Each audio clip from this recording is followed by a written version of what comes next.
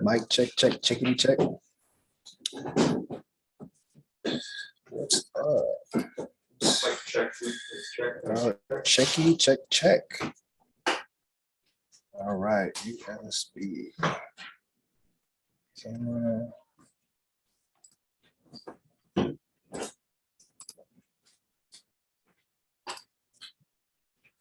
All right, what's up, everybody? What is it? I was gonna say happy Monday. Happy Monday, happy New Year, just all good, great things, everyone. How are we doing today? How's everybody? Are we on? Good, thanks.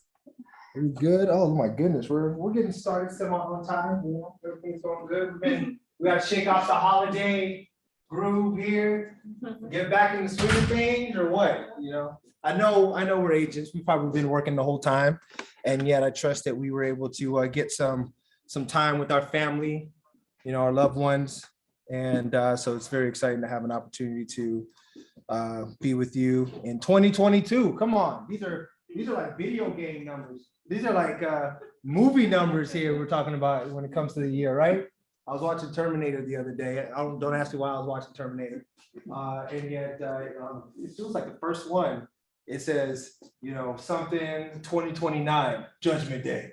Right. So it's like, oh, we don't joke around 2020 something anymore. It's like it's practically here these days. So I trust everybody's great. We've got a great meeting for you today. And what's going on, Ryan? I think your mic is coming through the computer, not the one on your chest. Oh, okay. Oh, you are right about that, man. You're good. All right, mix it up. Get back to. All right, you got the bass. Did you get? You got my bass now? Are you picking up my bass? All right. I got my bass. That's why we got the mic. All right, so cool. So very excited to get going. So we're gonna get started today. I don't see our first speaker yet. However, we're gonna get into our slides here. So let me pull up my slides. Let's go ahead and share our screen. The cool thing is you can already kind of see the screen, so that's cool. All right, we'll just get right into it. So let's see if this thing works. Attempt it. I may just have to do the click thing. So click here. All right, so obviously Happy New Year. All right, bucket fills. Hey, anyone with some gratitude? Anybody appreciative of maybe something they're looking forward to in 2022? maybe they had a little opportunity to hang out with some family. So, what are we excited for? Tell me something good. What are we grateful for? You always got to start it off. Always got to start it off like that. If you don't have a little gratitude these days, I don't know what you got. What do you have? So what kind of gratitude? What are we excited for? What are we grateful for? Any good news over the last 24 hours, 48 hours, 72 hours, 1 year? What are we excited for? Anyone to go? I can just talk. I can do that pretty well. Healthy. I appreciate that, right? Health is a big thing. Fresh start. Absolutely. So how many people are like vegetarians starting in 2022? Right? We just started off and like, all right, we're all veggie right now. And then, I trust we could, we make it a good run and we're consistent on it. And yet, absolutely, health is big right now. Absolutely. Thank you for that. Anything else? What else are we grateful for? What kind of gratitude do we have? All right. Hey, Leia's in the house, our new addition. So let's give Leia a warm welcome. Let's give her a round. New team member, grateful. Thank you so much. So thank you for that. Absolutely. What else? We'll go for one more. What are we grateful for? What kind of gratitude do we have for our moment in time right now? Ryan's got something. What's up, Ryan? Yeah. Yeah, that little holiday lull, maybe a little short window there. It seemed to, although we had a pretty active December, that last maybe 2 weeks, a little quiet there, things picking up. So that's fantastic. So we're gonna keep going with that. So I appreciate everyone sharing their gratitude. Obviously, just a quick reminder about our mission statement: build careers worth having, businesses worth owning, lives worth living, experiences worth giving, and legacies worth leaving. The experiences, that's always going to be important, right? So why are we doing what we're doing? Is it just to, pay the bills, or is it for something more meaningful, right? We don't live just to pay bills. We live to generate experiences, have fun, experience those experiences, and do that with the people that we care about and love. And so just a reminder about that. What keeps you going? What keeps you focused? Birthdays. Happy birthday to all of these awesome people. Matter of fact, I think Aldana, she's celebrating one today. So, we want to wish everybody, our very own Broker Vic got a birthday this month. We got Gary in there. So, happy birthday to all these amazing people that we have the opportunity to do business with. And so let's give them a round and give them some birthday cheer. Yeah, well, you're Brian. Come on, he's right here, right?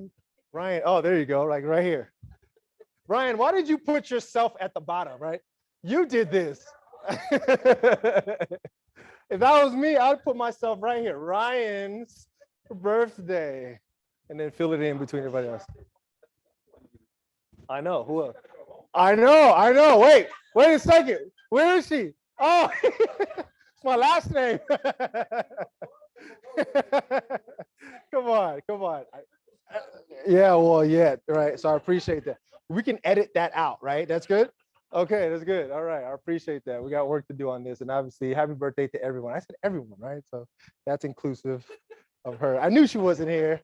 Right? It'll get back somehow. It'll get back. Is this for December or January, the work anniversaries?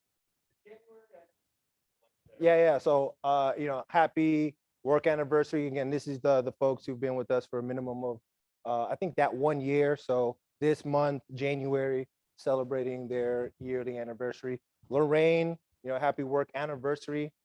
Very, very excited to be in business with you. I know you're in the meeting, so congrats on that. Let's give our work anniversaries a round. Thank you for that. Huh? Oh, good. Awesome. So, and then we want to congratulate who got paid. Congratulations to our folks who got paid since, I believe, our last meeting, right? And so we got these updated. So congratulations to our awesome individuals. And we want to continue to see this list grow. And I know that we will see that as we continue to move throughout the busy season, right? So great job on that. So very congratulations to that. And we want to see this list grow. So we've got a quick update on events. Ryan, you wanna talk a little bit to some of our events? Check. Okay, perfect. Yes, we actually have coming up tomorrow. We have Ruben Bravo's Future of Real Estate Expo. He just entered the chat, so welcome in, Ruben. Where he will be talking all about the tech upgrades that have been going on with KW. You can register with that through the Zoom link that has been posted in the chat, or not in the chat, but in the exclusive group that I will also be posting again tonight. I'm sure when Ruben does his presentation, he'll talk a little bit more about that.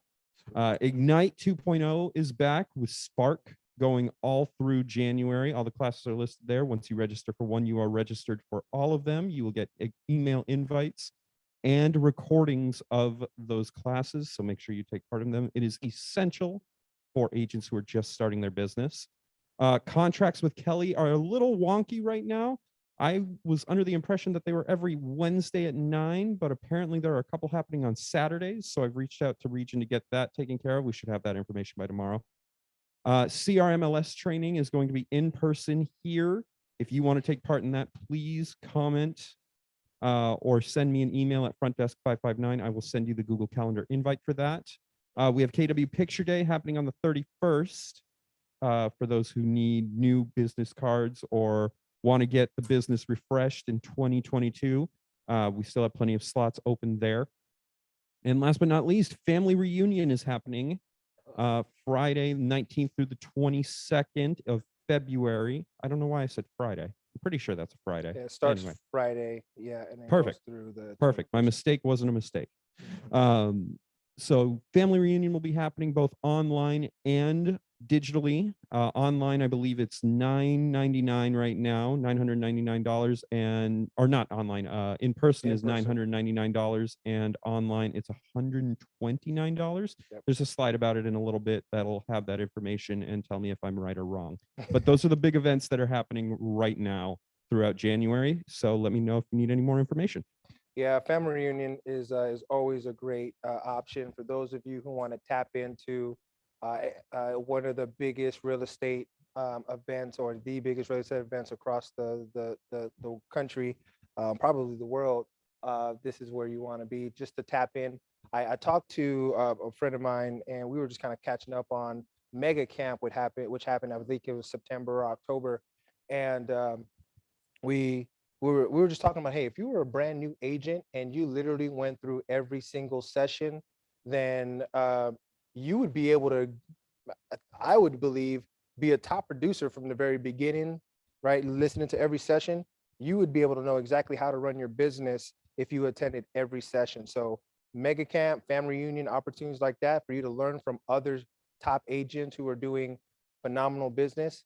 It's always a great opportunity to tap in there. So obviously, we always want to plug that. There's a great video on that, so I want to make sure we get to that here. So let me do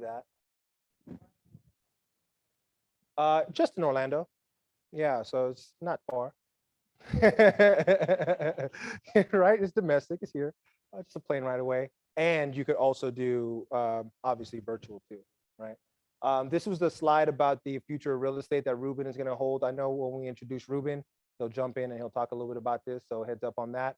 And yeah, here's a quick little video about, and he's waving there, about family reunion and what to expect. So let me go ahead and make sure my sound is shared. And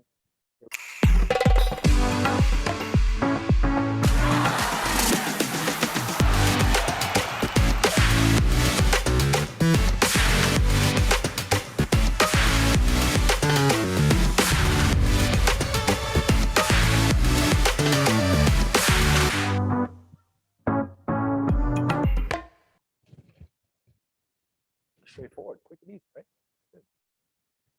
So you want to be there and or virtually, it's always a great.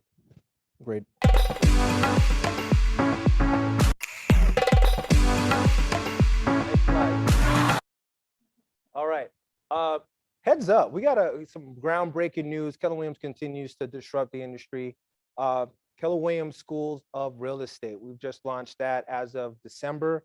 So how many of you here or know of family members who are interested potentially about real estate and getting their own personal licenses, right? There's a lot. We hear it, we see it all the time. And there's a lot of people having to make some career decisions today because of the COVID and working remote, and just things are changing in the career atmosphere. So as a result, Keller Williams saw a need and created an opportunity for everyone involved by launching Keller Williams School of Real Estate. And guess what? The best part is that it's no cost.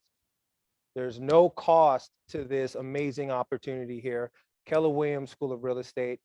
So basically how it works is anyone that you have that are interested in getting their real estate license, you have them reach out to myself and Amy or Ryan, and we'll get them everything that they need to know about the Keller Williams School of Real Estate, getting registered completely free. Now, guess what? How many of us have had that experience where you're in real estate now, you're going and you're like, you know what? I didn't learn any of this during my real estate schooling. I didn't talk about, right, how to work with buyers, how to work with sellers. They didn't talk about a database. They didn't talk about lead generation, right? Nothing to say anything, take anything away from real estate schools. And yet most real estate schools don't talk about that, or all of them. And if you were able to get a head start on everything you would need to know that's not covered in real estate school, would you have wanted to get access to that? I would probably, 100% of us would probably say yes. And so Keller Williams School of Real Estate also comes with KW Prep, which is an opportunity for you to go through 17 different modules that prep you to be a real estate agent while you're doing your real estate licensing. So again, we're really working on helping agents or to be agents, potential agents, to give them everything they know to arm them to get into the industry and be ready to go and up to speed. So once they get licensed or get registered for KW School of Real Estate, that also comes with a registration at KW Prep, which comes with 17 different learning modules, and they can do both at their own pace. Keller Williams School of Real Estate, we created a partnership with Kaplan, and we know Kaplan has a great online education system. And as a result, you can go at your own pace, and you don't have to, show up. You don't have to spend a couple hours, commuting or anything of that nature.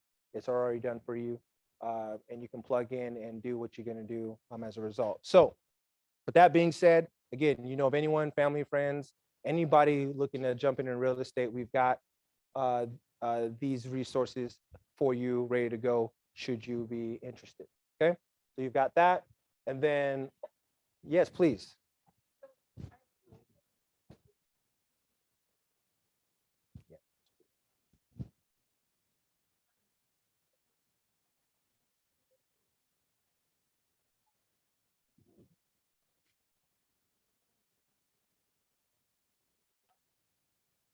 Absolutely. Thank you for that, Amy.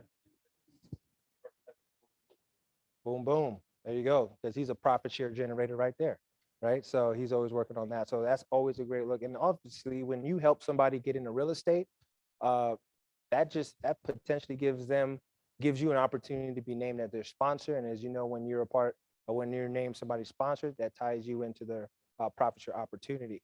Last year, I'll let a little bit of the cat out of the bag because we're going to wait until release our year-end numbers for our award ceremony coming up. Brain just fried there for a second. In February, we're going to share an update about our year-end numbers, awards, and yet we profit shared, I want to say it was about close to $60,000 last year, just under $60,000 with our agents, right? With you, our partners. Now we want to get more of that as a result of our market center. So when an agent, and by the way, you can refer anywhere in the country. KW Prep, School of Real Estate is anywhere in the country. It doesn't have to be physically here. So just again, a reminder of that. Okay. And so couple updates, couple changes in the brokerage. We want to get you an update on that and update you on the state of the team. With that being said, it's all good.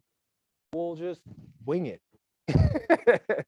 No, obviously, we always want to recognize our team and our team who's working so hard for us, and to show up for the agents and our partners involved. And obviously, that there's a lot that goes into that. Obviously, servicing over a couple hundred people at any given moment that comes with a lot. And so, especially then you throw a pandemic on top of that, woo-wee, right? There's a lot going on. And I've had the opportunity to know, Mary Jo for, coming in, and it's been a pleasure to partner with her. She's been fantastic. Anything from bringing energy to our events. If you've been at any of our events, she brings the energy, and as well as, just helping us with, awesome, office update. And what so happens when you are a team leader, you start to get a lot of the excitement and the energy of being an agent, and you start to really understand, well, there's a big opportunity there. So as a result, she got the bug, and she's like, you know what, I want to grow my business too, right? And so, and also considering everything else going on, so it's been an awesome, 18 months ish, 19, maybe. I don't want to shortchange you, Mary Jo. Maybe it's like 20 months, 23 or whatever the time frame is. And yet, it's been a pleasure being in partnership with you. And so she's going back into production, and so she's still a member of the team. And I definitely want to give her a huge round of applause, some love, some cheer. Do that, please. Come off of mute. Give her some love, show her some cheer, because she's done an amazing job in partnering with us and bringing the energy. And so, Thank you, Mary Jo. and helping all of us. So with that being said, Mary Jo, do you want to say anything? Are you tearing up right now? You want to say you? She's probably got her. Hear me. But yeah, it was a great time. I think it was about 18 months, somewhere around there. I enjoyed every minute of it. But yeah, I'm going back and working with some investors and doing my own production, which is where I came from. So happy to do it. Happy to have served, and hope to be in the office more. I'm just staying away because of this COVID stuff. But yeah, thank you. Awesome. Thank you for all that you do. Hey, And, Brian. looking forward to Brian. being in partnership with you. What's up, Patty? Hey, how are you? Good. How you doing? You guys, Patty Delgado here. Doing okay. Still waiting for my results for COVID. But I just want to say something to Mary Jo. We just closed our first deal. Hello. Yep, it was great. Thank you, Mary Jo. Anything you need, I'm here always. I just want to say thank you. Congratulations. Yeah, hey, don't be surprised if she's running up some numbers here and she's beating some of us on the production report, because she's not playing around. She's got grandkids to take care of. So she's bringing it. Now, with that being said, in continuing to bring energy to our team and focusing on upping our level of service, we're continuing to do it. So obviously, we're on the hunt for the best partnerships and best team members possible. That doesn't stop. So for any questions that you've got in regards to any real estate related topics, reach out to myself, reach out to Amy, we've got some great partners in Victor. And we've also added in some new additions to the compliance team. So we've got a new compliance director, Marcus Anderson. So he's a part of the group. He's manning the compliance for it. And I'm also with my huge excitement, a team member that we had an opportunity to work with in my previous stint in leadership back in Orange County, Keller Williams. This individual, one of the most enthusiastic and detail-oriented individuals and leaders in that I've had an opportunity to partner with in the brokerage space. And when we first met, we were talking about, how can we bring value to our agents and protect their licenses and make sure that they have an opportunity to continue to produce, and also protect the brokerage and help their clients get the best deals and terms possible.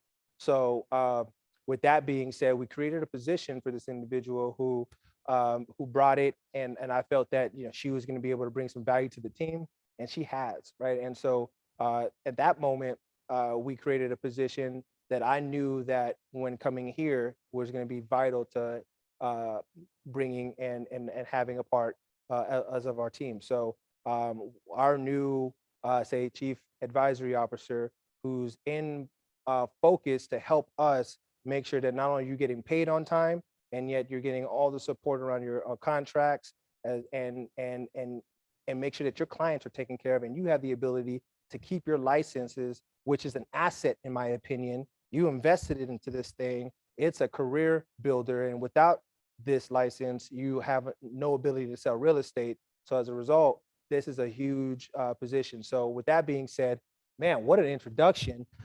Sandy, Mayor. So Sandy, you there? Yes, I'm here, Brian. I want to thank you for that wonderful introduction and those kind words. I'm so excited to be a part of your compliance support team. You have such a dynamic leadership there, and I've had the honor and the privilege to work with Brian before, and just looking forward to growing in your compliance, and just making sure that not only are you staying compliant, that we're also avoiding those costly violations to agents. So I just look forward to supporting you and being a part of your growth.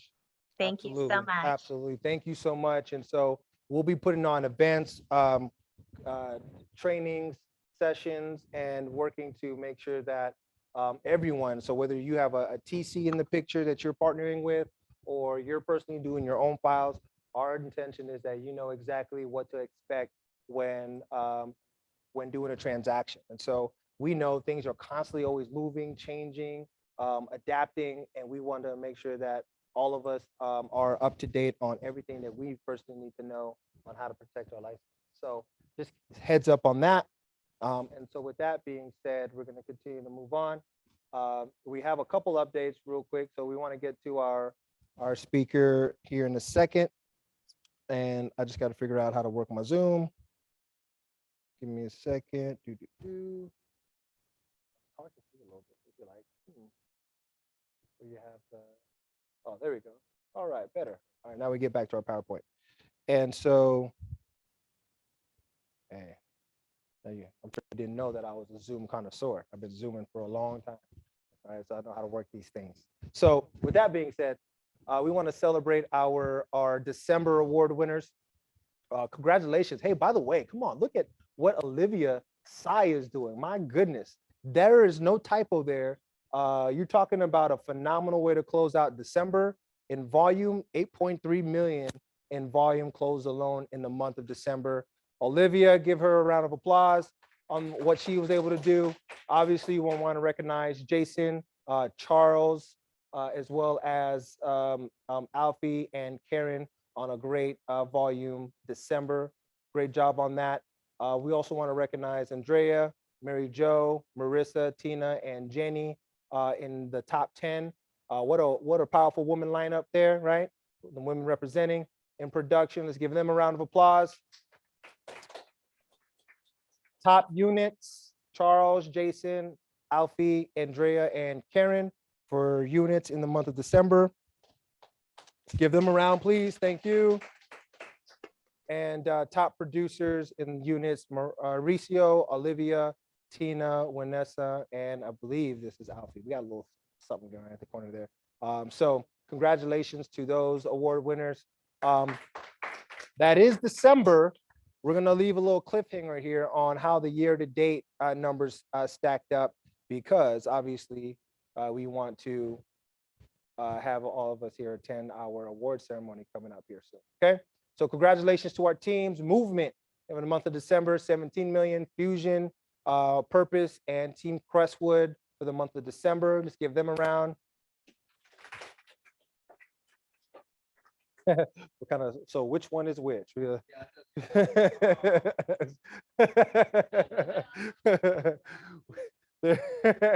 There's some suspense happening there, all right? Cliffhanger. Oh, wait a second. All right, so Ruben, are you there? What's going on, Ruben? Unmute yourself, my man. How you doing today? I am here. I'm doing well. How's everybody doing today? Chino Hills, how are you? We're doing well. We're doing Doing well. good. Nice. All right. Don't be shy, Zoom folks. Good to see you all. Familiar faces. Hello, hello. Yeah, my man. Hey, so who are you, man? What do you do? Who are you? And what do you have for us today? I wear many hats in Keller Williams ecosystem, but the main role that I have is that of your regional technology trainer and consultant. So I also am a beta tester for our proprietary software, which means before all of you have a chance to get into it, I make sure that there are no quirks or bugs in the system. And so today I wanted to talk about something I've been testing for quite a while now. It is the new command app that launched last quarter. And I want to share some things to help prepare you for the launch of that app. Out of curiosity, does anyone here already have it? Anyone here already downloaded it? We've got a couple, two, Couple? three in the audience, and then That's on Zoom okay. land, That's all we've right. got a few. All right. Okay. Yeah. So we're going to start from scratch. I'm going to pretend like nobody does, and we'll kind of look at some best practices to prepare you for the launch, what it looks like, and answer any questions you may have around that. Sound like a plan? Sounds like the plan, Ruben. All right. Jenny said yes. Jenny, familiar face. Long time no see. Hope you're doing well. All right. If I can, I'm going to share my screen real quick if you'll give me the ability to. Otherwise, I'm just going to have to use really good adjectives and descriptive words here. Can you make him co-host? You can just grant me screen share ability, or co-host is fine. But I'll start through the beginnings of some things you're going to want to do here to prepare yourself for this app. Number one is going to be contact details, right? Very important thing. Do you have the important contact details that you need? So examples being addresses, emails, birthdays, etc., right? Think of all that stuff. It's going to be very important for the use of this app. The next thing, oh, all right, I got screen share. Cool. So the next thing is going to be your smart plans. What smart plans are you going to want to add to your contacts while you're on the go? So think things like your monthly call plans, quarterly call plans, weekly call plans. For those of you that do open houses, great opportunity to have an awesome open house follow-up plan. If you need one, I have several I've created. You can add those to contacts while you're on the go, even while you're at that open house. Some smart views of your database. What are the top 3 to 5 ways you might need or want to view your contacts while you're on the go? And then lastly, a little task cleanup, right? Great opportunity to start clean, start from scratch right at the beginning, and get rid of anything you no longer want to see when you're looking at your CRM. Yeah, so very basic, very simple things, but this will help prepare you for using this app. Now I'm going to show you a live version. This is my dashboard from my app. Let me switch to this screen share. There it is. All right. So I want you to put your agent hats on for a second and tell me, if you're looking at my app, what is something that I need to do right away? No wrong answers here. Wish some people some birthdays. That's right. So on my dashboard, this is a nice little thing around smart views. On your dashboard, there are 4 smart views saved, and one of them is, hey, should we let in Yosef? Or should we just make them? I don't know who Yosef is yet. Welcome. Right. Okay, so birthdays is one of those smart plans, right? This tells me any birthdays in my database within the next 30 days. Got one today. I got to wish Peggy a happy birthday. Let's click on that and take a look. This is why that first item is so important. Contact details. Do I have all the important things I need for my contacts? Well, Peggy's got a birthday today, and in command, I don't have a phone number for her, so I cannot text or call her, right? Can't email her though, so I'll fix that on my end anyway, but I wanted you to see that, right? Let's go back home. Anything else jump out at you? For my business, what's something I should do? I think Never have any past due items. Yeah, I think past Jenny due said items, right? past due. Yeah. Yeah, I've got 4 past due items. I can go into those tasks and clean those up. I had an MC session with KWRI, which we completed, right? I can mark those on the go now. I don't have to have my laptop, don't have to have, right? This syncs to my command profile and all that data. Anything else? Real quick, going back to that, Ruben, the reason why that's important is we live in our database as agents, and in order for us to have a healthy business, we may be having to talk to 100 or a few hundred people at any given time over the course of the year, and it's very hard to remember who to follow up with and when.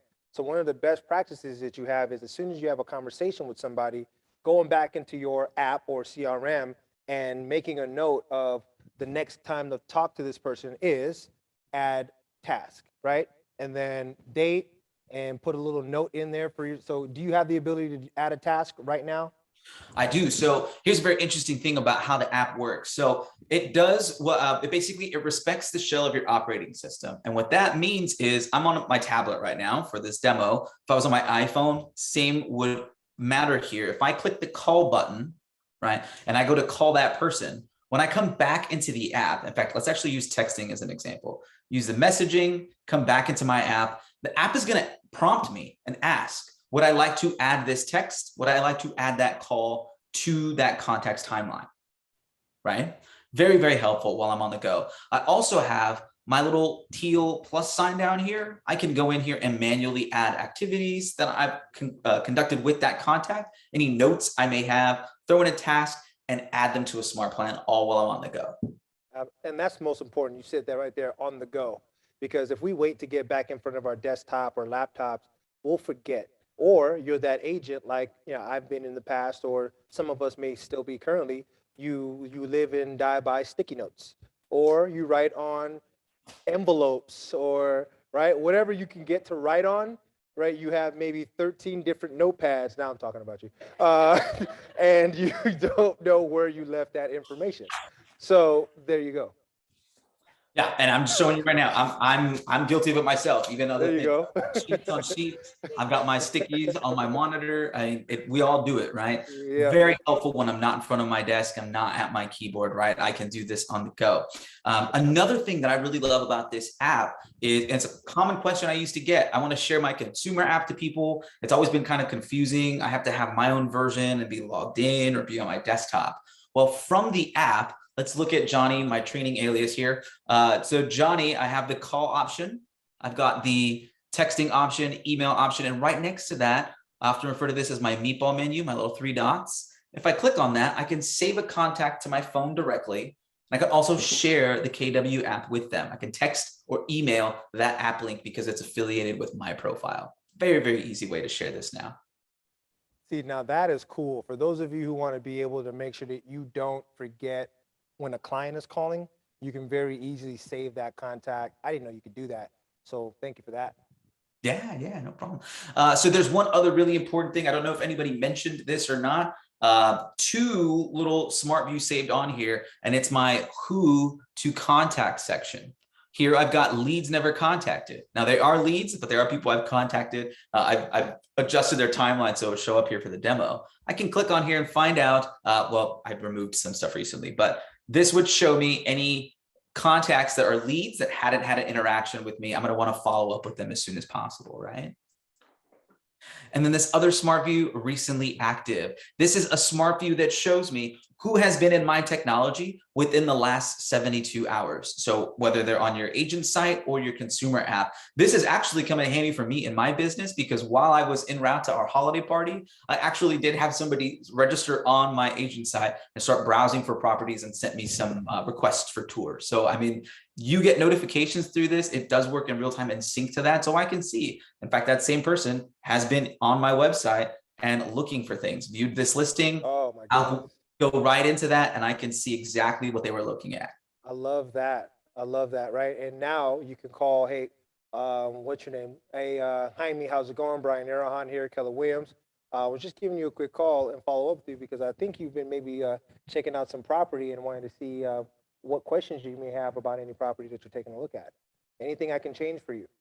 Right. And so that's a beautiful thing, is when you're on the go again, and you can see exactly when people are viewing homes and what they're viewing. Now, if we had this set up, and let's just say assumptively that you've got your monthly neighborhood nurture set up, which is like rule number 1 is once you have people in your command, set that smart plan up, monthly neighborhood nurture, because every single month they're going to get a list of properties or basically a status update about what's happening in the neighborhoods that they're following. And then, and if they're clicking around as a result of that, looking at property and it's all synced up, you'll be able to see what they're looking at and follow up accordingly. So that's a really good feature for you to talk and or work with the hot leads as they stand. Right. Absolutely. Absolutely. Yes. In fact, there's actually some interesting things that this can do that the desktop version can't do. That was one of them, sharing my app link directly through this without having to copy URLs. I can just share that outright with them. Up in the upper right-hand corner, I've got my notifications. I can sort by notification types. So if I want to see, I think we got a new compliance person with us, right? Compliance and opportunity notifications, right? I can sort and just see those. I can go and look at past red notifications, right? This helps me in a big way. If there's something that I dismissed, but I want to go back to it, I can go check my red notifications and reference that there. I love this. I Awesome. love this. Yeah, so there's a question in the chat there. How do we get a hold of you, Ruben, and be able to do a one-on-one if any questions or troubleshoot command? Is that possible? That is a great question. So I'm going to actually share a couple of resources with you. So first, I will put my email in the chat. Let me switch my screens around. I got a lot of things up on my resource. There we go. So well, first, I'll put my emails in the chat for you. You can email me, rubenbravo@kw.com, or my regional tech trainer email, rubenbravo@ieregion.com. I actually just launched yesterday a new group. It's a support group on Facebook. I know that sounds kind of funny, but it's a tech group for our region specifically. This is a link to that. You're all more than welcome to come into that group. It is private, so it's only for us in our region. And any of our tech people that are tech-enabled agents can help. I'll be in that group. Past recordings of training sessions I've done are available as a resource for you in that group as well. And if anybody needs direct help, you can just ping me directly inside of Facebook as well, in case I happen to not be in front of my computer. Absolutely. So we're going to post that in our Facebook group, so that way everybody gets that, and let's build up that group and be communicating about some of these tech resources that we've got. So this is big, Ruben. Thank you so much. By the way, you want to share a little bit about what you've got going on tomorrow? Yeah, of course. So tomorrow I'm hosting a expo brought to you by our region, and it's going to be the future of real estate. If you didn't know, we're heading towards more of the tech-enabled agent routes. And a lot of these tools are the future of your business. So we're going to spend all day, and you don't have to do the entire thing. If you can't stay for all of them, that's fine. But I'm going to share with you a breakdown of what I have planned for tomorrow. So starting at 9:30 in the morning, I'm going to do a session where we talk all about your marketing profiles, right? Whether you're using Command or using some other system, is your marketing profile set up in a way to help you be successful, right? We're going to focus mainly in Command, but any other systems where you might have marketing profiles, we'll look at that also. At 10 o'clock, we're going to do a contact record deep dive. Do you have your contacts sorted and added, configured in a way that makes sense for you, that are going to help you manage your business, right? It doesn't have to be alphabetical A to Z. Maybe it is sorted by last contacted. Maybe it's sorted by birthdays, home anniversaries, past clients, referral networks. We'll dive into that. We'll pick it apart and we'll help it make sense for you. At 11 o'clock, we're going to talk all about automation for your database. I'm going to focus on smart plans, but there are other systems that people might be using. So we'll have an opportunity to talk about other technology people might be invested in, but we're going to focus mainly on smart plans. At 11:30, we're going to talk all about your transaction management. So we want to keep you on compliance. We want to get you paid on time, right? So we're going to pick apart opportunities, show you what's in there, and I'll give you some tips and tricks along the way on how to set that up for you and your business needs. I'll give you all a lunch break from 12:15 to 1. I'll probably still be working, but 12:15 to 1, we'll take a little brief intermission. At 1 o'clock, we'll do reviews and takeaways. Little Q&A session, kind of open for just about everybody. If people need a longer break, you can take it at that time. At 1:30, we're going to look at this app. We're going to look at the Command app, how to use it, how to download it, how to set it up. And we may even look at the consumer side as well, just to sort of play around with that. At 2 p.m., we're going to talk about digital advertisement. We're going to look at Facebook ads. If you didn't know this, I also meet with Facebook's marketing team on a pretty regular basis. So I'm going to share with you some different ads that you could be running for your business for lead generation. Very important for us. And best practices that Facebook's marketing team has shared with me to get the best return on investment and run efficient Facebook ads. At 3 o'clock, that is going to be the end of this session, and we are going to have an open Q&A at the end at 3 o'clock, and I'll have a little bit of bonus content available for people that stuck around the whole day. We'll talk sites, landing pages, and we'll dive into some other third-party apps that we may have as well.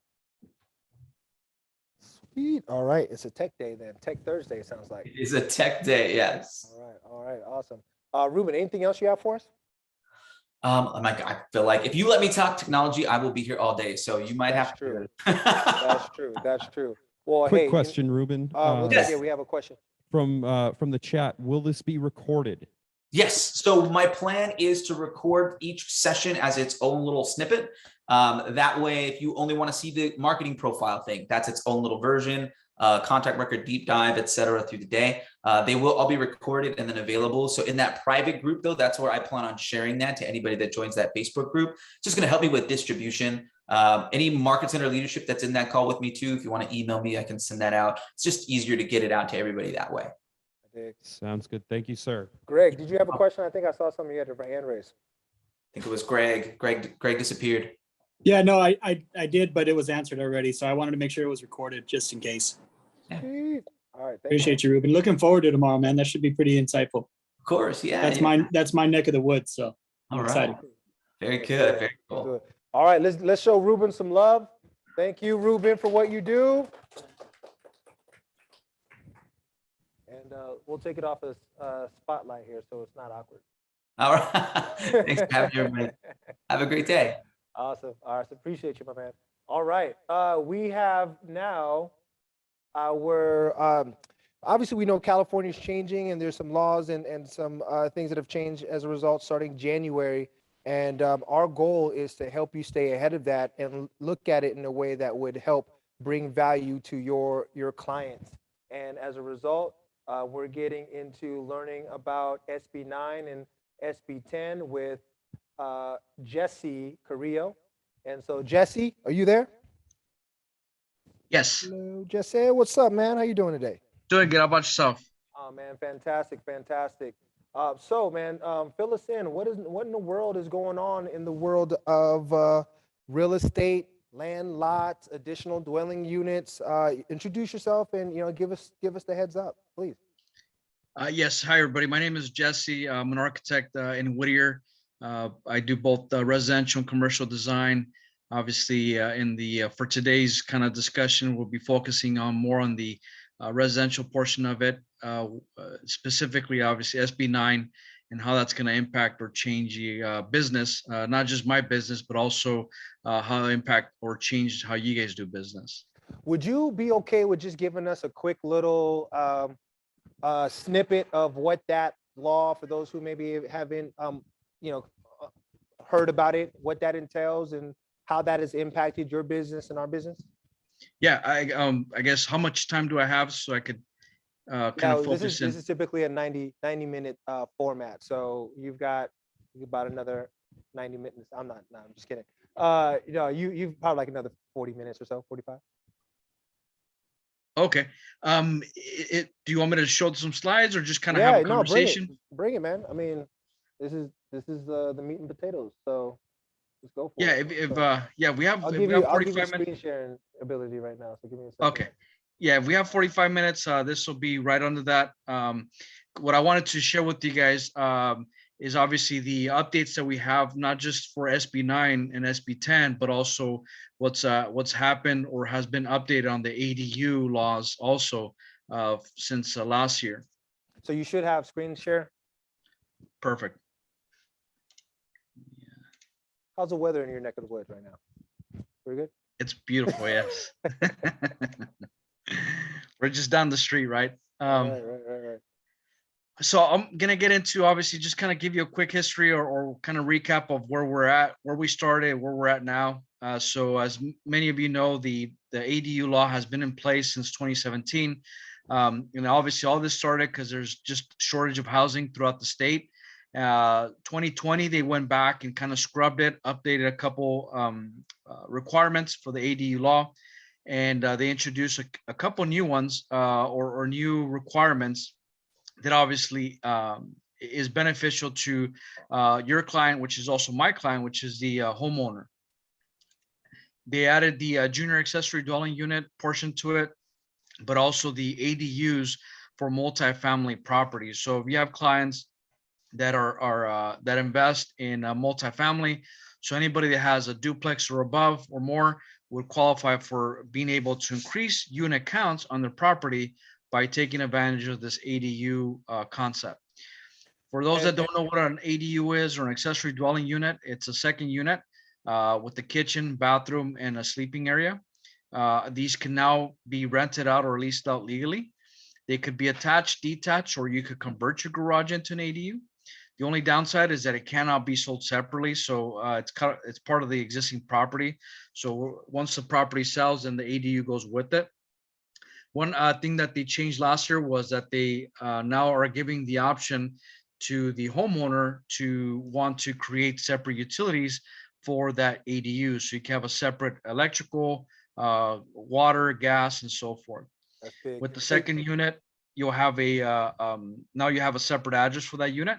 So you'll have, and it'll have to share the same number as the main house. So if the house is 744, for example, it'll be 744 and a half or Nice. 744 B. Nice. So Jesse, this is, I love the start already. Just to maybe back up, how many do you see investors taking advantage of this? Right. I would imagine so. Right. So those value add investors who are looking to buy properties with decent sized lots, and because there's the margin, and I've one of my first clients back in 2012, 2013.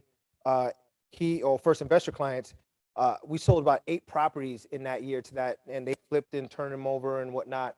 And that's back when we saw more, greater margins. There was more inventory on the market. There was just more options, and there was less wholesalers in the marketplace. There was just more what investors like to say, meat on the bone, if you will. Today, there's with the razor thin inventory, we're not seeing as many options for investors or traditional flippers to come in and buy and turn property in the margins that they would want or expect. So now I've seen that same investor go from looking at traditional flips to buying property that have a decent size lot and adding ADUs or additional dwelling units to make those same or similar margins that made sense. Jesse, are you seeing that with the folks that you're working with? Or because I want to give our folks a lens on how they can monetize this and talk to those potential investors or investors who are looking for new ways to make an income, as well as bring it to their clients who want to, add some additional utility to their properties. Yeah. So in terms of clients, obviously on the investor side, we're working with a lot of clients who are own multifamily properties. And usually what those multifamily properties is they're kind of capped off or capped out at the unit to try to add traditional units on that property.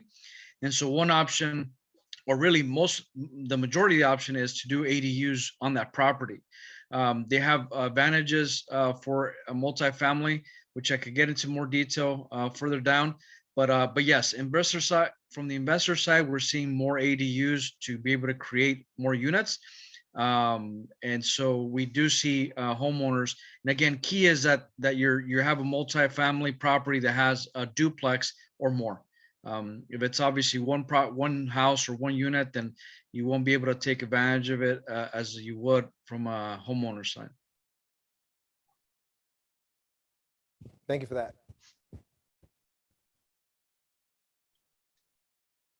So just kind of continue with what we were just talking about, the 2 concepts, right? So the junior accessory dwelling unit concept, that one is one where you could add a smaller unit. They do put a cap to 500 square feet. It must be contained within the existing footprint of the house. So if the house is 1,500 square feet and you decide to split that, you could designate 500 towards the junior ADU, designate 1,000 square feet for the single family. And in addition to this, you could still put a new ADU in the back. So in your R1s, single family lots, you could essentially have 3 units on that property by using this concept. The only downside to this concept is that once you introduce the junior ADU, the property needs to be owner occupied. So if this is for somebody who's looking to do it on the rental property, then you will be capped off at 2. But if it's owner occupied, you could take it up to 3 units on that home. For the multifamily ADU, this is the one we were just talking about earlier. You have more options. So if you have a duplex or more, your first option is to do a conversion. So we're seeing this a lot, or we're doing this a lot, where we have properties that have 16 plus or more units, and they have the existing garages that are not being used as garages. And so we're turning those garages into ADU units, or we're turning laundry rooms, also managers' offices that are no longer being used, into ADUs. This one does have a cap or a ratio of how many you could add. It's 1 for every 4 units. So for example, if you have a 4-unit building, you could do one. If you have an 8-unit building, then you could do 2 and so forth. The other option is to build brand new. So if let's say you have a backyard that you have space in, you could add up to 2 new ADUs on that property. So again, as long as it's detached and new construction, you could increase your unit count by 2, or you could take advantage of the conversion. So like I said, this is more the investor side of type projects. So question on that, Jesse, what would what are the requirements look like for lot square footage to be able to add an additional 2 units to an existing multi-unit? There is no requirement. They actually removed that requirement last year, actually 2 years ago. And so as long as the lot was legally built when it was built, and as long as everything on site is permitted, like every structure on site is permitted, and like I said, as long as you have space and you meet the setback requirements, the height requirements and so forth, then you'll be able to take advantage of this. Whether it's 1 or 2, obviously that's something we'll take a look at to see what makes more sense. But again, as long as everything's permitted and legally permitted, then you're able to take advantage of it. That's good. Mary Jo had a question about the setback requirements. I think you just answered that. Mary Jo, if you have anything in the chat or you want to throw something, if he answered it, No, I was just wondering if there was a minimum lot size that you could, that there is, or that you can add one of these, or, and then the setback requirements are whatever is required by the city. Yeah, so so again, even though it's a state law, every city has a right to kind of modify it or tweak it as needed. But local jurisdiction cannot override state law. So as long as they don't kind of step over each other, then you're fine. In terms of the setbacks, those are driven by the state. In terms of like lot coverage or lot size, that's driven by the state also. But again, so most of those have been stripped away. Really what cities control is the height, and then height, size, and placement. So, and look, or design or architectural look, everything else defaults to the state itself. Could you go back one more? Somebody, I guess, wanted to make a note of that. Awesome. Thank you for that, for taking a quick picture. Any chance you'd be willing to share these slides? Yeah. So what I could do is after the presentation, if you want, I could email it to you. You can distribute, or I'll put my info at the end of the presentation. And if you want me to send it directly, I could send me an email, and then I'll shoot it back out to you. Let's just do both. Right. Absolutely. Thank you for that. Excuse me, excuse me, I had a question. I was going to put it in the chat, but I didn't know quite how to alliterate it. I was wondering, is there any special consideration for like the unit for a disability or a senior family? Is there any type of special needs you have to put in the, special developments you have to put in that building of the ADU?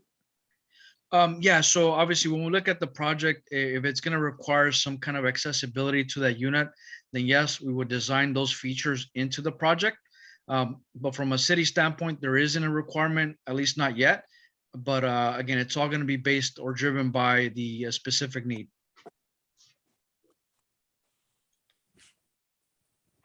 All right. Thank you for that. So here's some examples of what I was just referring to earlier about the conversion or detach and so forth. So if you look at the one further to the left, let's say that the garage is either attached to the house or at the rear of the property. You could convert that garage into an ADU. If you decide to save some backyard space, you could build on top of the garage. The one we're doing more often is a detached, where it's a brand new unit standalone in the back. And the one we just discussed, which is the junior, incorporating the junior ADU. So let's say the house in the front is pretty big and you decide to split that into 2. You could designate 500 square feet to the junior ADU, keep the house in the front, and then still build an additional unit in the back, giving you 3 units on that one property. Parking is not parking is a requirement, but the way we get around this one is that there's an exemption on the state law that states that as long as you're within a half a mile from public transportation, you're exempt from parking on site. But from our end, what we do is that even though it's not a requirement, we try to incorporate some parking on site, just because, especially if you're going to rent it out, you want to be able to rent it out to somebody and give that as a benefit, right? Nobody likes to park down the street and walk to their unit. Everybody wants to stay close to their unit or front door. So again, from our end, we try to, as much as we can, incorporate some parking. Sorry, there's a raised hand. Is there a question on the slide or? One Yeah, Mary question. Jo. Sorry, about the garage, there used to be a requirement that you had to have a garage. So if you convert it and you have no other garage, that's acceptable now? Correct. That was changed last 2 years ago, where if you convert your garage, there's no longer a requirement to build a new garage. But again, from our end, we would still look at trying to do some on-site parking if we can.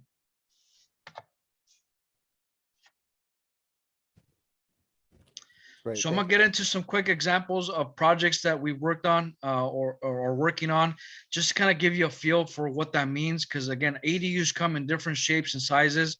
There's different needs.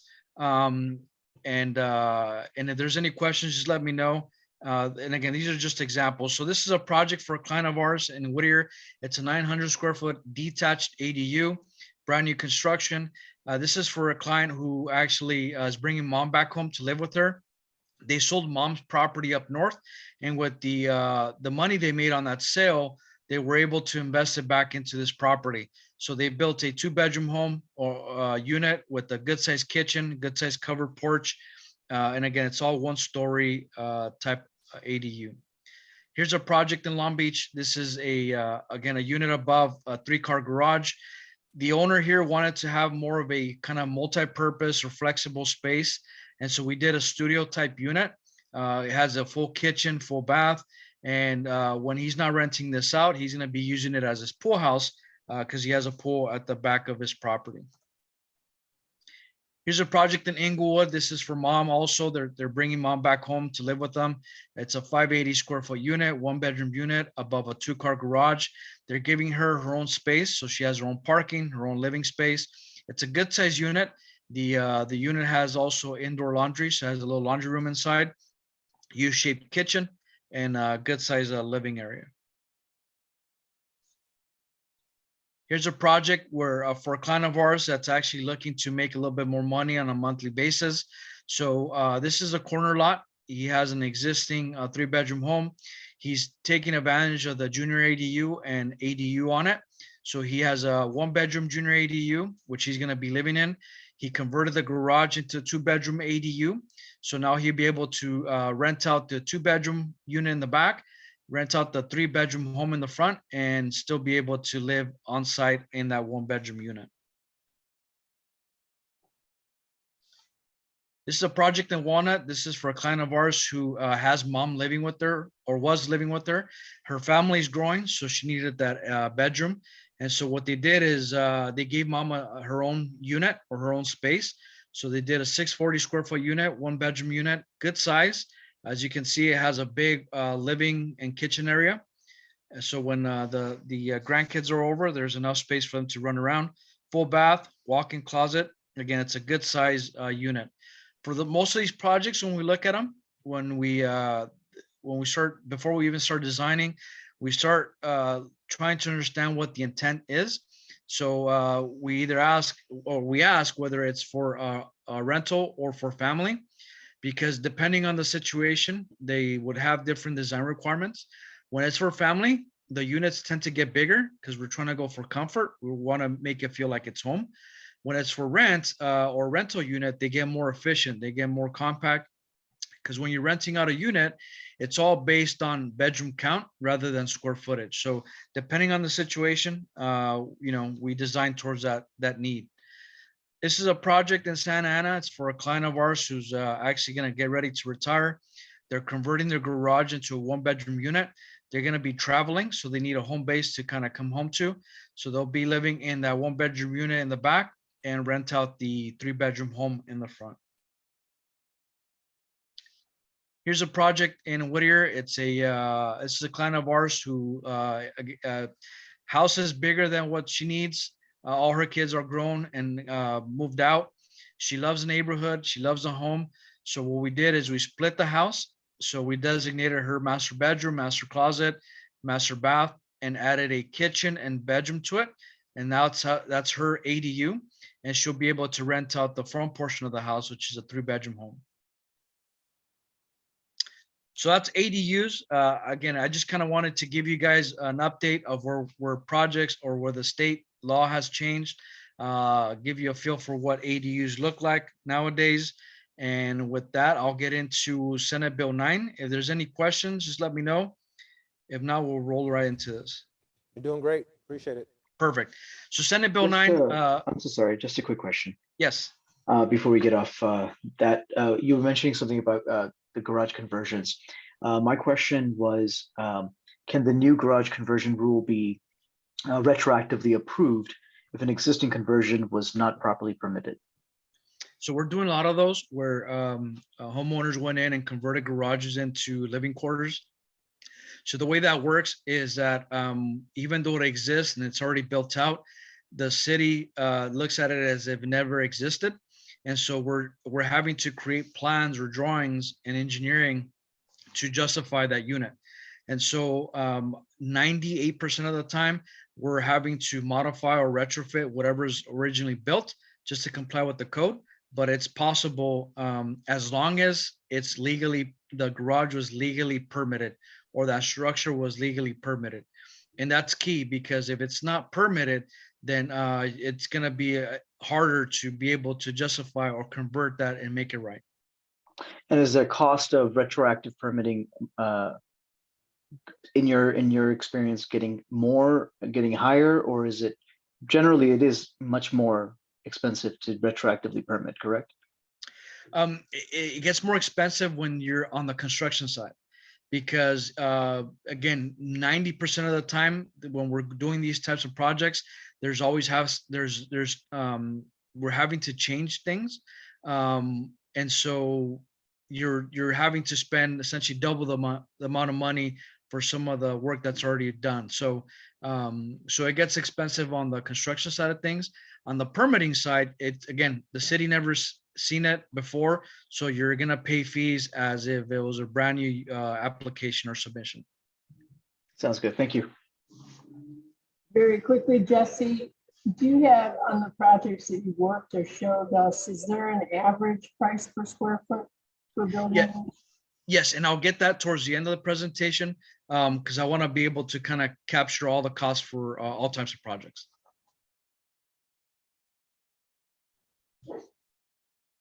Somebody's got a question in the chat. It may need to be worded a little bit differently. Next gen packet.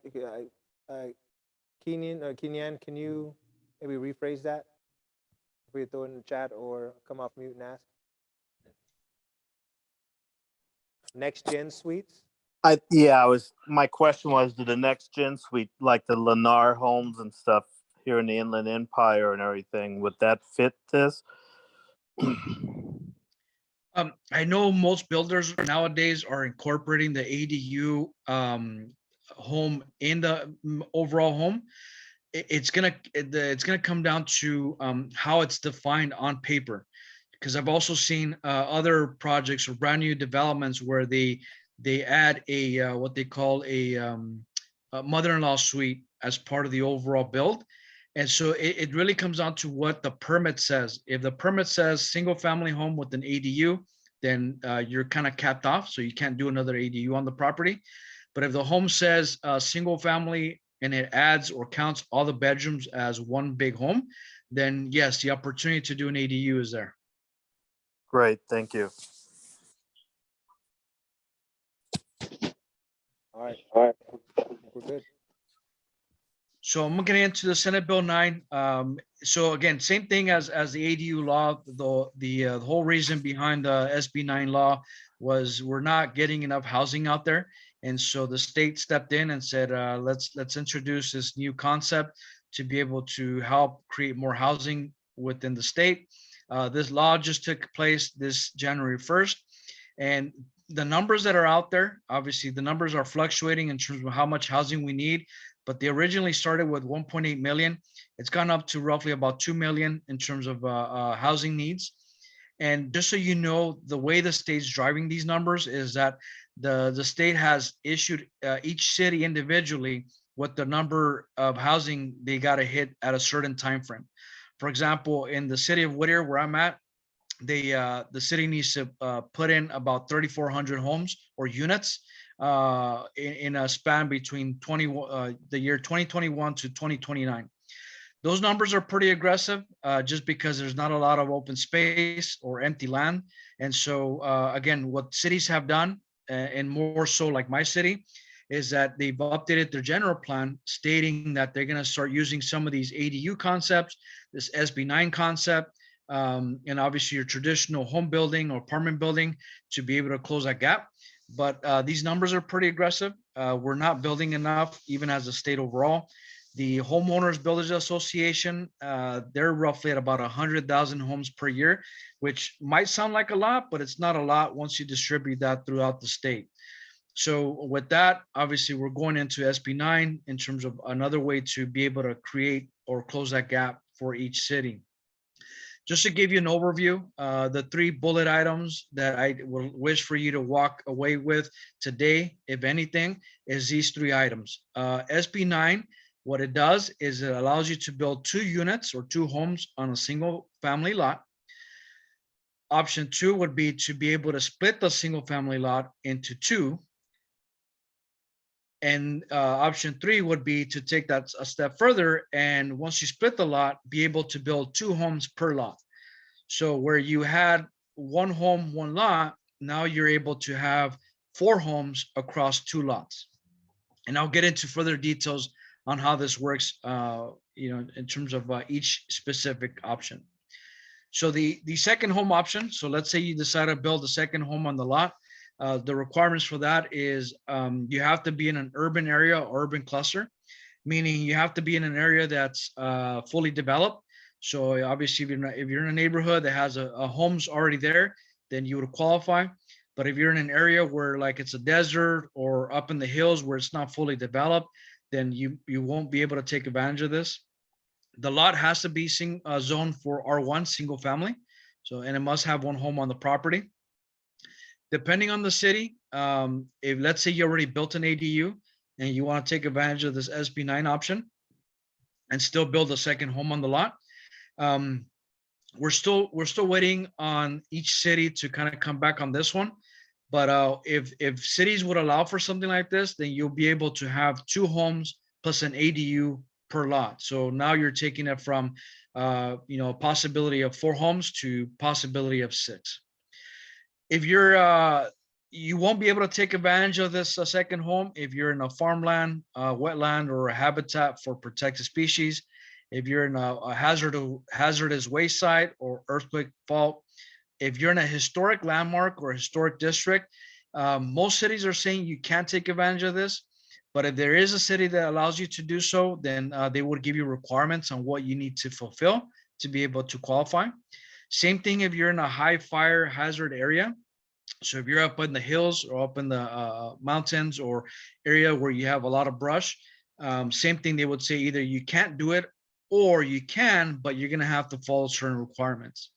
Before you add the second home, they will ask for you to have, if you're in a septic system, they will ask for you to make sure that the capacity is there before they allow you to do a second home. For the lot split, it's the same requirements as we just went through for the second home. The only difference would be that they do put a requirement on there that if you split the lot, it must be owner occupied. And so the owner occupied would be whether you occupy the one with the home or the other one that's vacant. And the way this would work is that each city would have you sign and document a notarized letter or affidavit that would get recorded with the county, and it'll be part of your property documents or title. And again, this only occurs if you decide to split the lot. Now, getting into the actual specifics of the the details in terms of the those two requirements. So let's say you decide to do the second home, and the home is occupied by a tenant or you're renting it out. The state does put requirements in terms of what you can and cannot do with that existing house. But if it's owner occupied, then you could demo the house completely and build two brand new homes, or modify the existing home to accommodate the second, or build the second home detached far away from the first home. They do put up a minimum square footage for the house, so it could be no less than 800 square feet. Obviously, you could decide to do either less or more, but the city has to allow you for at least 800 square feet. If it's an existing structure that you're converting, as long as it was legally built and it has permits on it, then, and let's say that the structure is right up against the property line, you're allowed to convert that structure into a unit, as long as you're not adding square footage to it. Because if you add square footage to it, then they will treat it as brand new. And so that you have to respect the new setbacks, which for new construction is 4 foot on the side and 4 foot on the rear. The setback between structures, so let's say you build a unit in the back, those would vary depending on the city, and those have gone anywhere between 6 feet to 10 feet. Parking is also a requirement. It's a 1 parking space per unit or for that unit.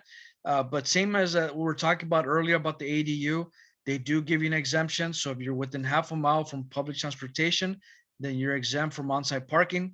But again, from our end, we still like to design some on-site parking, just because again, it just adds to that as a benefit to that home. The cities also need to review these second homes from a staff level review. So it doesn't have to go through a public hearing or public comment.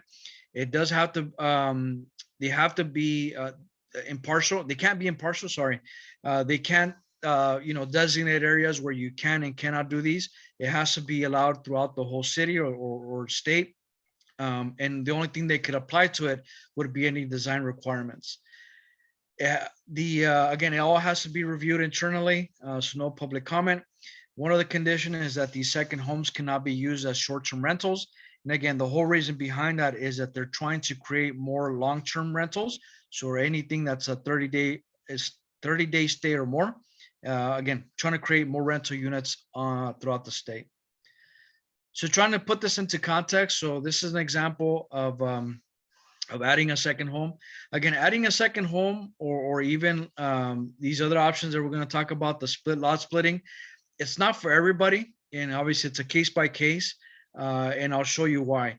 So if we add a second home on this kind of traditional size lot, so this is 6,000 square feet, and it's a 1,000 square foot home with a 400 square foot garage attached to it. And the owner decides to build a 500 square foot 1-bedroom home in the back, respecting the setbacks. You can see how much backyard or green space you have, right? There's enough space to be able to provide a yard for both units, providing a walkway along the side yard of the existing home to the public right of way. Again, we're able to take advantage of that. But again, it feels comfortable, it feels good, and you're able to accommodate that. And again, assuming that it's a traditional size lot. Now getting into the lot split. So let's say that the homeowner decides to take advantage of splitting their lot because they have too big of a lot. So the same requirements we just went through would apply. The only condition, like I said, was that it needs to be owner occupied for a minimum of 3 years. And you're only allowed to split the lot into 2 lots. They do encourage you to be an even split, so a 50-50 split. They do give you a deviation. So the deviation would be that it has to be within a 40%. So you could do a 60-40, but ideally it'd be a 50-50.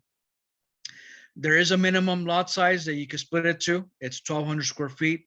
So even if it's a 2,400 square foot lot existing, you still are able to qualify as long as you stay at a 1,200 square foot minimum. Where business is going to change for you, and also where it's changing for me, is once you do the lot split, they're going to get issued separate APNs. It'll get a separate address, and now you're able or have the opportunity to sell the lot separately. So let's say that a homeowner decides to take advantage of this.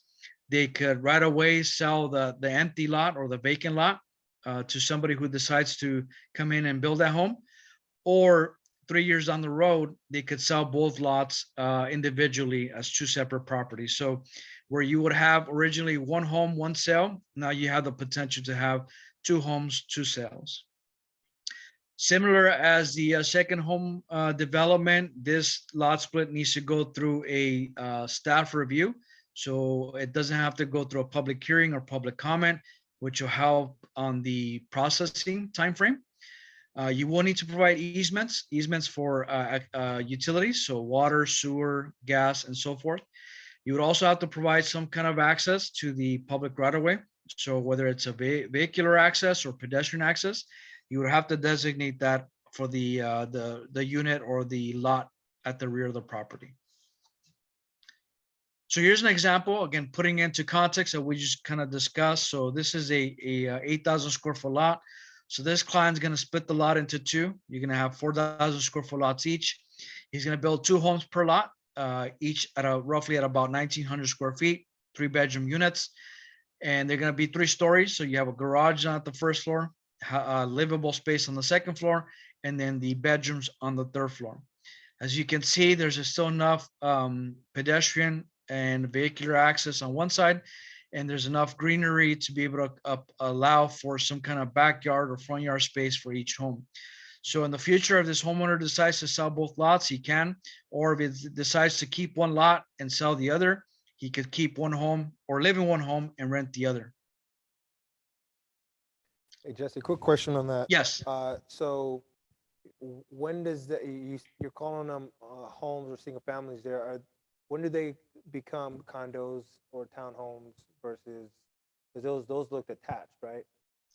Correct. So so this would still be considered single family. And if you attach it, obviously it'll be a duplex. They're not considered townhomes, they're not considered condos, just because they're still considered single family or R1 designation. The only time you would change that designation is if you actually go in and apply for a condo map or condo parcel map, and you go through that process, which is also optional. But that would only apply for areas where you're R2s or above zoning. This one specifically for R1 single family lots. Got it. Okay, thank you for that. Now getting into construction cost, again, I'm in the city of Whittier, so I'm kind of like the in the middle or the average. If you go to San Bernardino kind of area, the numbers will drop. If you go closer to Santa Monica, Venice, so forth, the numbers will come up. But roughly what I'm seeing in my area with contractors that we're working with, you're in the $225 square foot.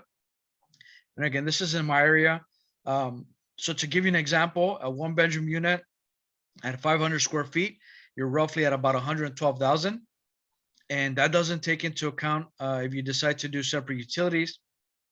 So let's say you do a separate electrical, separate gas, separate water, then obviously would have to factor in that cost. And it all depend on the distance from the existing connections, and also how far we need to trench or dig out. Also, if you decide to upgrade the finishes, and obviously that number is going to deviate. If you decide to go 2-story or go bigger, obviously those numbers will deviate. But roughly that's what we're seeing in terms of new construction. If you do a garage conversion, so anything under 400 square feet, which is typically a 2-car garage, depending on the condition of the garage, the year it was built, and obviously the sizing and so forth, those numbers will vary. But we're seeing somewhere in the range between 45,000 to 75,000, and that's for a completed unit. What these two numbers do not include would be any city fees or design and engineering fees. For the city fees, we usually say apply or use about 8 to 10% of your overall budget. And then for design engineering, same. So if you budget anywhere between 16% to 20% on soft cost, that'll give you the total overall budget for your project. And this will be the last slide in terms of what I got going on for this presentation. And this is Senate Bill 10. And Senate Bill 10 is pretty short in terms of what we're talking about. And the reason why it's short is because not a lot of cities are taking advantage of this. The way the state put out Senate Bill 10 was that even though it's a state law, it gave each city the option to buy into it or participate. And not a lot of cities are participating. The reason why is because what Senate Bill 10 does is that it allows you to take an existing single family lot and apply or build up to 10 units on that parcel. We talked about obviously the ADUs, which gives you one or possibly two. We talked about SB 9, which gives you two and possibly four. Now we're talking about Senate Bill 10, which goes way aggressively to 10, which is a lot. And so because it'll definitely change the way the neighborhoods are going to look and feel. Like I said, most cities are not participating. Cities that are participating are cities that have no land and really are in need of housing. Areas that I've seen that will take advantage of this is areas in San Diego, and also areas up north where like Oakland, San Jose, and San Francisco areas. But again, areas around my neighborhood or my city, I haven't seen anybody wanting to participate.